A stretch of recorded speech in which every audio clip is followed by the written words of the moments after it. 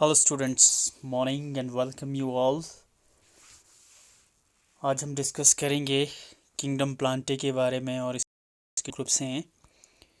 Plantae, the first level of classification among plants depend on whether the plant body has well differentiated distinct parts।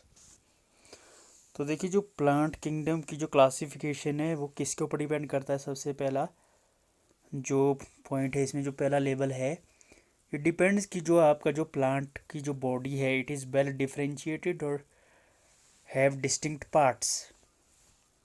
The next level of classification is based on whether the differentiated plant body has special tissues for the transport of water and other substances।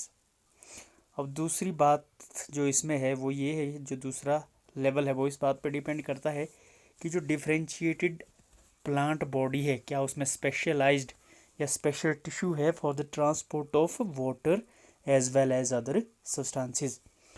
Further classification looks at the ability to bear seeds and whether the seeds are enclosed within fruits.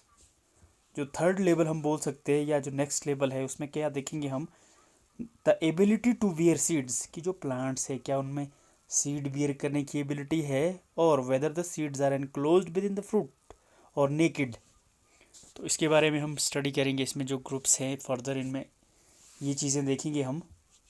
First is Thallophyta, plants that do not have well differentiated body design fall in this group. The plants in these groups are commonly called algae. These plants are predominantly aquatic. Examples are given. तो देखिए इसमें क्या बता रहा है कि इसमें जो वेल डिफरेंशिएटेड बॉडी डिज़ाइन है वो नहीं होगा।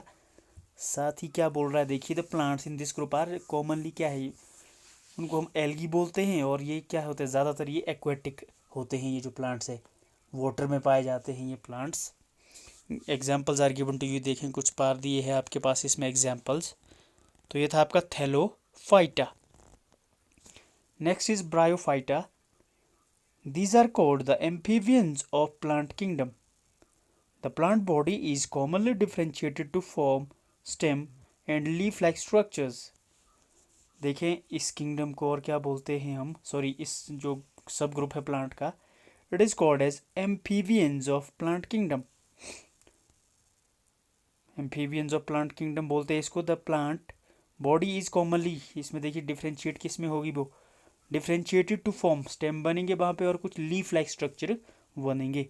However, there is no specialized tissue for the conduction of water and other substances from one part of the plant body to another.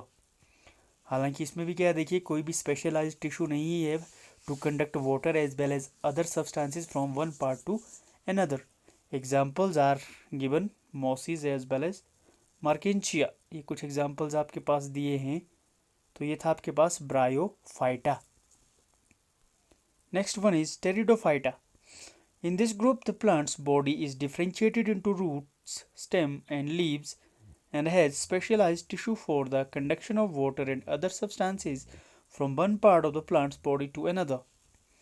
Pteridophyta जो थर्ड ग्रुप की बात की है, सब ग्रुप की, देखिए इसमें क्या है हमारे पास, जो प्लांट बॉडी है अब वो वेल डिफरेंशिएटेड है, वो डिफरेंशिएट है वहाँ पे रूट्स भी, स्टेम्स भी और लीव्स भी, और साथ ही क्या है, देयर इज स्पेशलाइज्ड टिश्यू है वहाँ पे to conduct water as well as other substances from one part to another.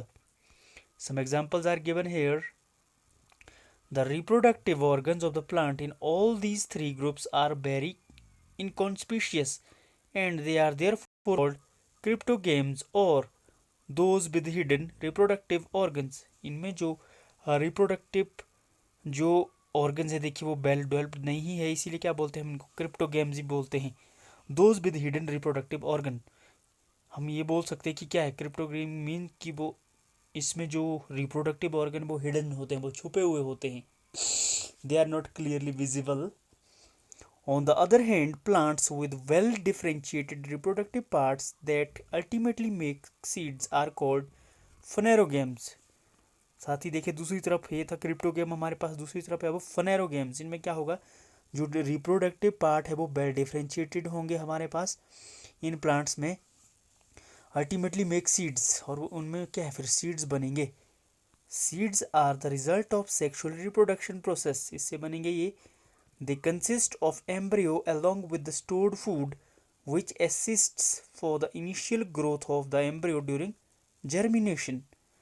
साथ ही इसमें देखिए क्या बता रहा है ये, they consist of embryo along with stored food होगा, जो स्टोर्ड फूड है वो क्या करेगा, initial growth of the embryo, initial stage में जो ग्रोथ होगी एम्ब्रियो की ड्यूरिंग द जर्मिनेशन प्रोसेस, उस दौरान ये जो स्टोर्ड फूड है हेल्प करेगा। This group is further classified based on whether the seeds are naked or enclosed in fruits, giving us two groups, gymnosperms and angiosperm।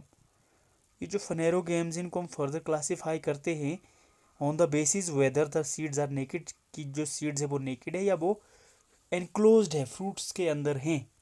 तो ये दो टाइप्स है इसमें, gymnosperm and angiosperm.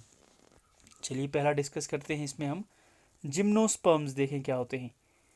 This term is derived from two Greek words, gymno, that is naked, and sperma means seeds. The plants of this group wear naked seeds and are usually perennials, evergreen and woody.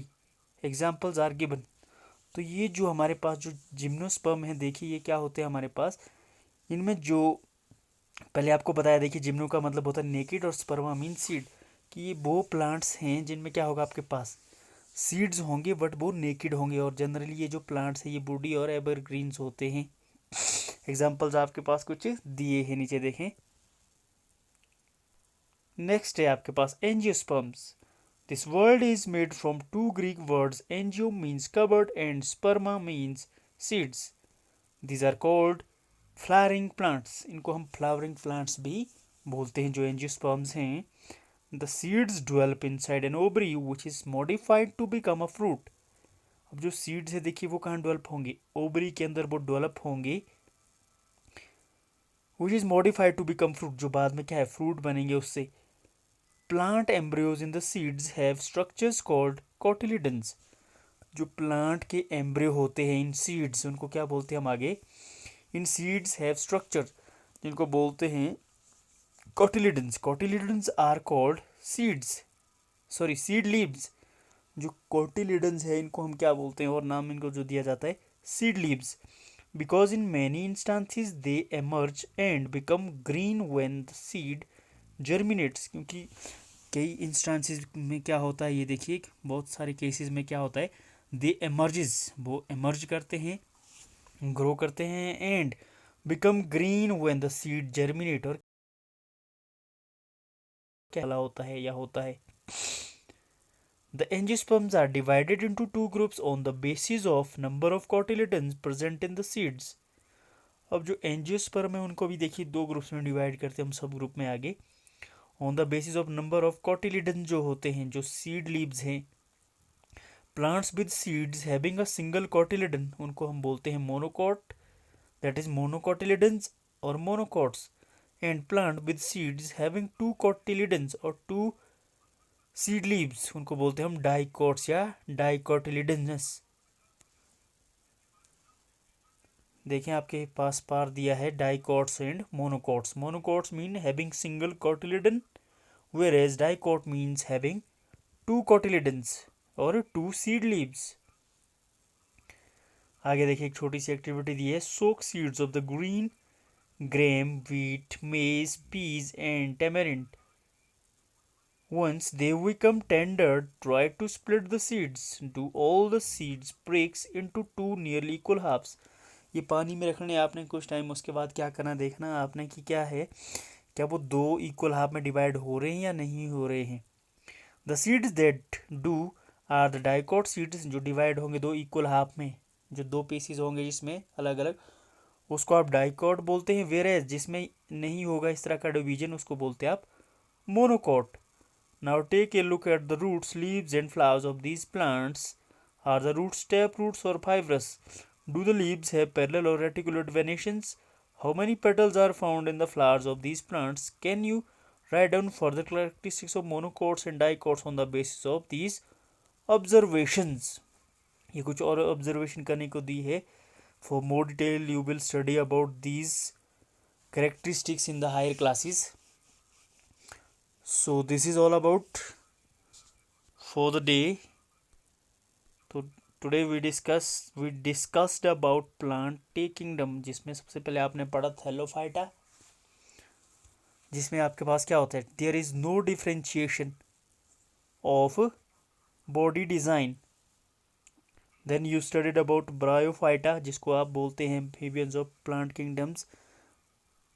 साथ ही आपने पढ़ा Pteridophytas, where body is differentiated into root, stems and leaves. Further इसमें आपने जो दो चीज़ें पढ़ी,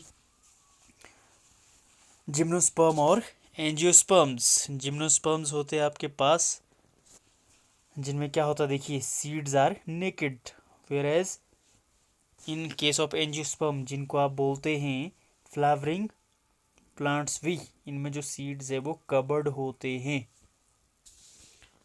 सो you have to read this chapter और this whole topic that we discussed today. Rest we will continue in the next lecture. Thank you.